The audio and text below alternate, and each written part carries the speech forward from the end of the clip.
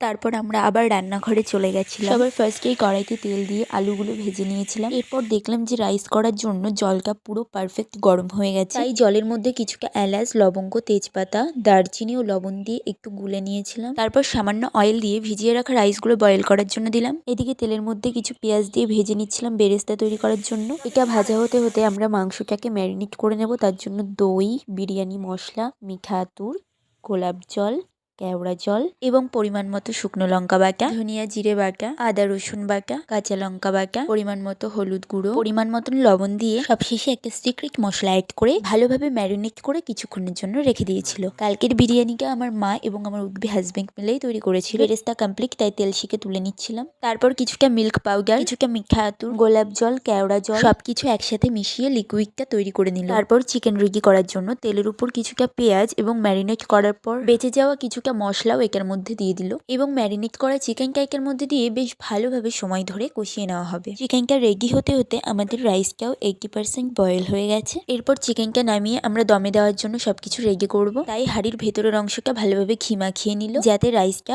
হাঁড়ির ভেতরে পুড়ে বা লেগে না যায়। তারপরে হাঁড়ির মধ্যে ভালোভাবে চিকেনটা দিয়ে তার ওপর থেকে দই, বেরেস্তা, বিরিয়ানি মশলা ভালোভাবে ছিটিয়ে দিল। তারপর ওপর থেকে দিয়ে দিল সেই গুলিয়ে রাখা লিকুইডটা। চিকেনের ওপরে রাইসটা লেয়ার করে দিয়ে দিল যতটা দরকার। আমরা যেহেতু দুটো হাঁড়িতে তৈরি করেছিলাম তাই পরিমাণ মতন দিয়েছিলাম। তারপর রাইসের ওপর থেকে দিয়ে দেবো বেরেস্তা, বিরিয়ানি মশলা এবং গুলিয়ে রাখা লিকুইড মিল্ক। আর হ্যাঁ, ঘিটাও কিন্তু দিয়েছিলাম।